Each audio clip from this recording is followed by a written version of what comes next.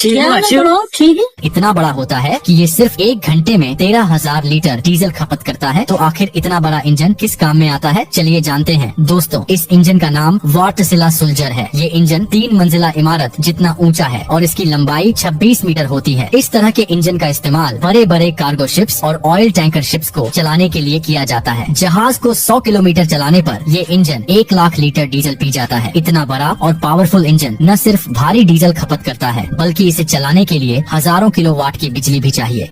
देखो, दुनिया का सबसे बड़ा इंजन कौन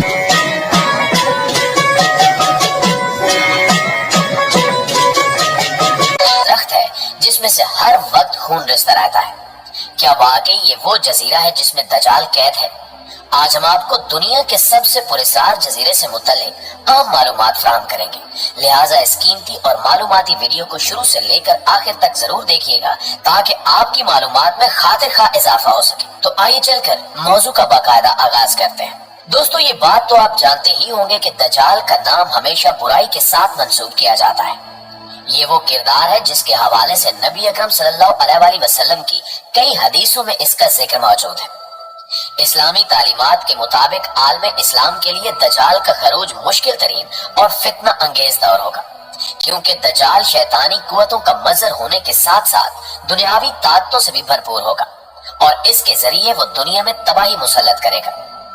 दजाल के खरूज के हवाले से बेशतर मकामात का तज़किरा किया जाता है, जिनमें ड्रैगन आइलैंड और बुहरे अरब में वाक़या सकूतरी नामी जजीरे काबिल जिक्र हैं। सकूतरी यमन में वाक़ एक ऐसा जजीरा है जिसको दजाल का जजीरा भी कहा जाता है। इस जजीरे के शुमाल में जजीरा नुमा अरब पर यमन वाक़ है, तो मगरिब में अफ्रीकी मुल्क सोमालिया है और जनूब में बहरे हिंद और शुमाल मगरिब में दुनिया की अहम तरीन तिजारती गुज़रगाह है। ये जजीरा हकीकत में अफ्रीका का हिस्सा था। माहिरीन के मुताबिक 50 साल पहले ये जजीरा दुनिया के तमाम बरआज़मों से कट गया। यहाँ के नबातात, चरिंद परिंद और दीगर माहौल दुनिया के हर हिस्से से काफी मुख्तलिफ है। इस जजीरे में एक और अनोखा पौधा पाया जाता है जिसका नाम बॉटल ट्री है, जिसका तना निचली जानिब से बोतल की तरह चौड़ा होता है, जबकि ऊपर जाते जाते ये पतला और नाजुक हो जाता है। इस पौधे पर लगने वाले फूल इतने खूबसूरत होते हैं कि इनको सहराई गुलाब भी कहा जाता है, लेकिन ये पौधा शदीद जहरीला होता है। अगर कोई इंसान इसको छू ले तो इसके हाथों पर गहरे जख्म आ सकते हैं। इस जजीरे पर तकरीबन 700 ऐसे पौधे भी पाए जाते हैं जो दुनिया के किसी और हिस्से में नहीं देखे गए।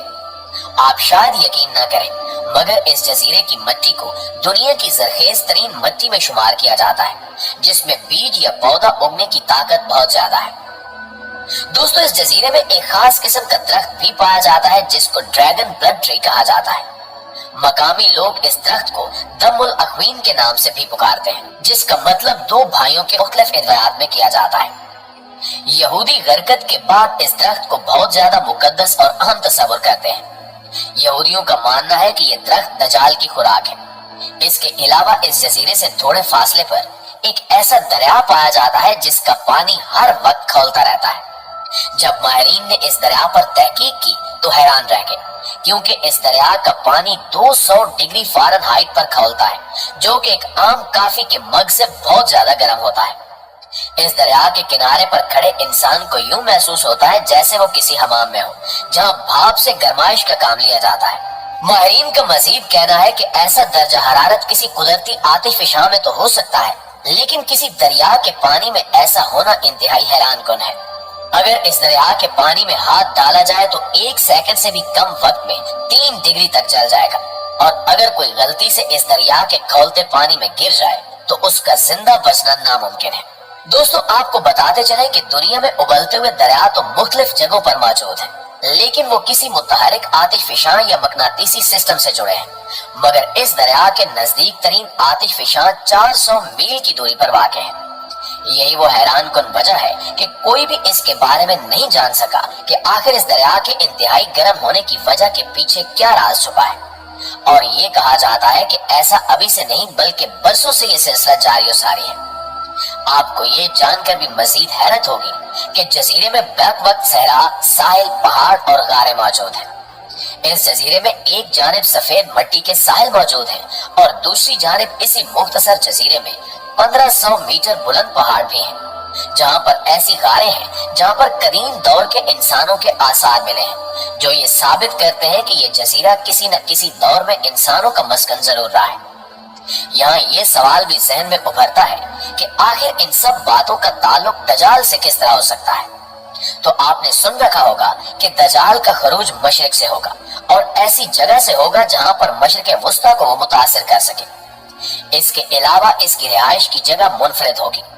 ان تمام نشانیوں کے سبب لوگ اس جزیرے کو دجال کے جزیرے کے نام سے پکارتے ہیں اور اس جزیرے سے انتہائی خوف زدہ ہیں۔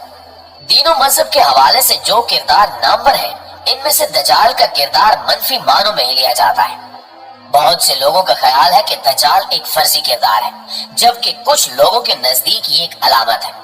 کچھ لوگ دجال کو ایک مربوط نظام گردانتے ہیں اور اس کے خاتمے کے لیے کی جانے والی کاوشوں کو بھی ایک نظام سے منسوب کرتے ہیں۔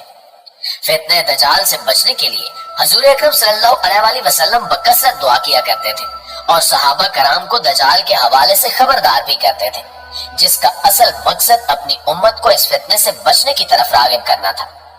اس کے متعلق صحیح بخاری میں ایک حدیث موجود ہے کہ نبی پاک صلی اللہ علیہ وآلہ وسلم نماز میں یہ دعا پڑھتے تھے کہ اے اللہ، قبر کے عذاب سے میں تیری پناہ مانگتا ہوں، زندگی کے اور موت کے فتنوں سے تیری پناہ مانگتا ہوں، دجال کے فتنے سے تیری پناہ مانگتا ہوں، اور اے اللہ میں پناہ مانگتا ہوں گناہوں سے اور قرض سے۔ دوستو، یہ فتنہ اتنا سنگین ہے کہ اس کے حوالے سے صحیح بخاری کی ہی ایک اور حدیث میں آتا ہے کہ حضرت عمر رضی اللہ تعالیٰ عنہ سے روایت ہے کہ رسول اللہ صلی اللہ علیہ وآلہ وسلم نے صحابہ کرام کو خطاب فرمایا۔